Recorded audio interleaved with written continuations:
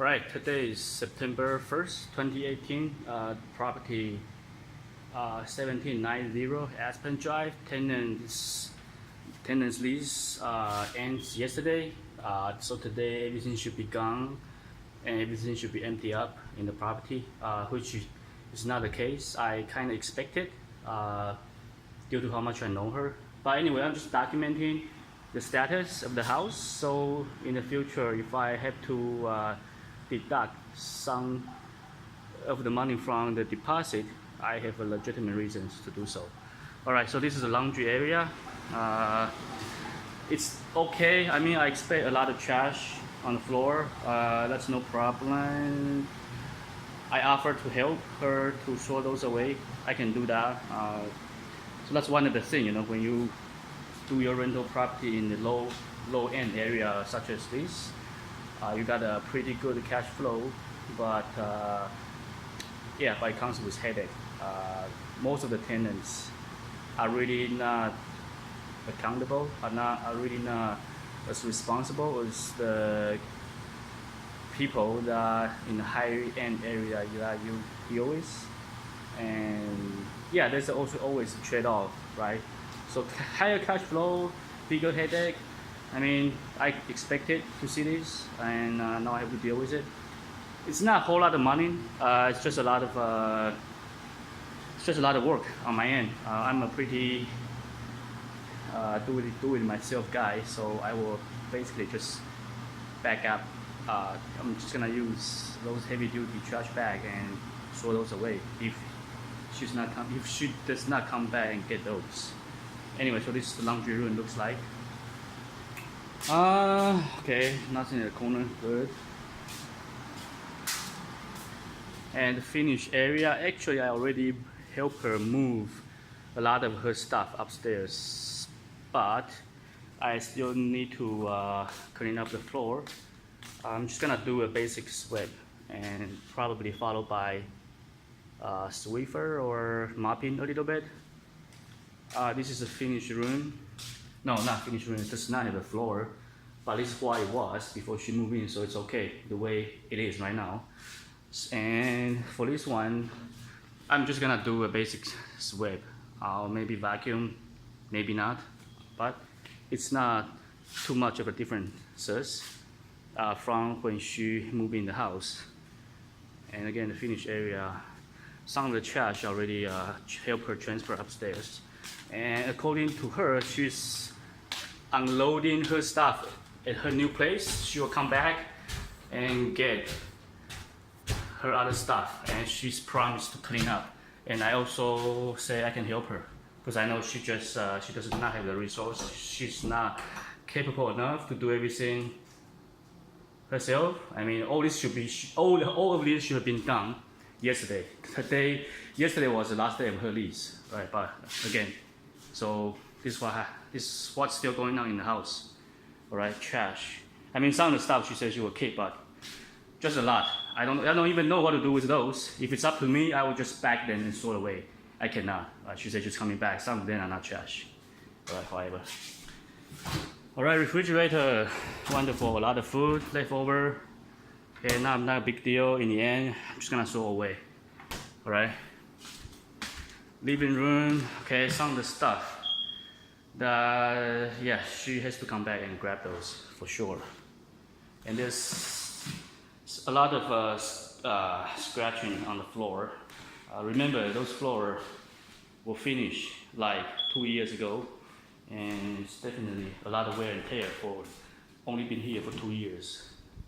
So I don't know how to even charge her on the floor. And so I had $700 deposit from her when she moved in, right? And I paid her grass bills last week, which was $380. So 700 minus 380, I don't know what's the number. About, I mean, 320.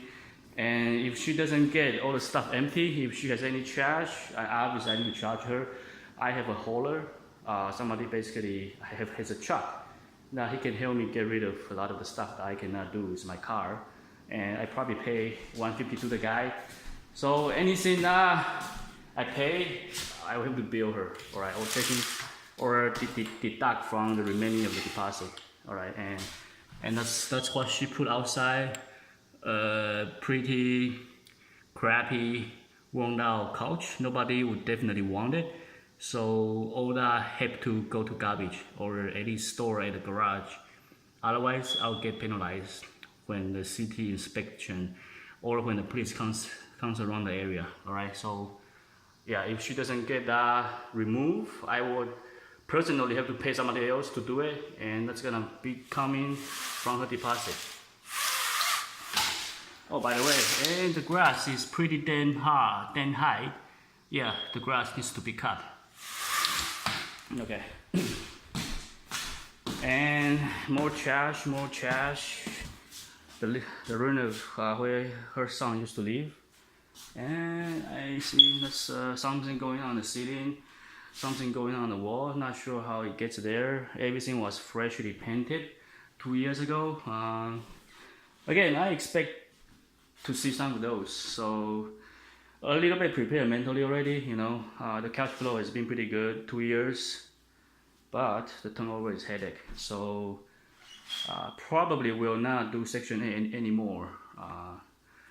You know, I don't know, when you this is my theory. Okay, when somebody is getting help all the time for most of her life, she probably start to forgetting that how do I say this, right? I mean, she takes everything for granted. All right. I think there's a theory like the more help you get, the less you forget about, you know, how much you truly deserve those help. Right? You become used to it, right? You think it's just part of your life, right? I'm entitled to all this benefit, all this help, right? So. Yeah, more trash. And she took out the mirror. The mirror was brought in by her, so that's fine. I'll just get something over there, and you know, probably 40-50 bucks. No big deal.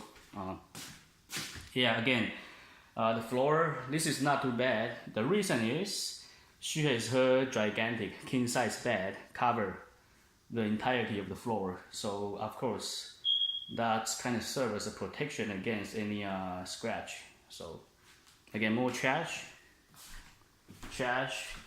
clothes. You know, I don't know what to do with those.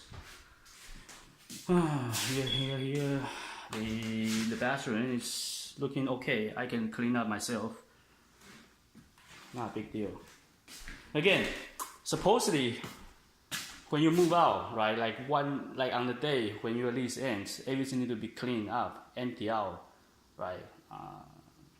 I used to live in an apartment before I bought my house. So I was living in an apartment for probably 10 years, and I knew very well what to do when turning over a property. So this is definitely not, you know, this is definitely not a way that the house should look like when your lease ends, all right? And I'm not gonna take her to the court. I'm not gonna get a lawyer to sue her because she would not have any money to pay anyways, right? So I will just put some sweat equity. I'll just try to do as much labor as I can do myself, and hopefully, you know, get this place ready in 5 days for inspection, and in about 15 days, the new tenant will move in. I don't know.